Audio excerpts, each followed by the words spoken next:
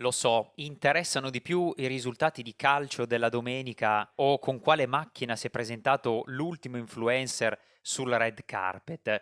ma nella vita vera le persone in Italia, dati Istat alla mano, stanno decidendo di curarsi di meno. Sì, avete capito bene, di curarsi di meno per svariate cause, la mancanza di soldi da investire nella propria salute, questo soprattutto i giovani, liste d'attesa infinite, la crescente privatizzazione dei servizi alla persona. So che ora avete voglia di continuare a vedere i risultati sportivi o magari di andare su OnlyFans, ma se volete ragionare insieme a noi in modo più approfondito su questo argomento così importante per cercare di trovare delle soluzioni nella vostra quotidianità, andate a recuperare l'episodio completo, fateci sapere come sempre cosa ne pensate e restate integrati e consapevoli.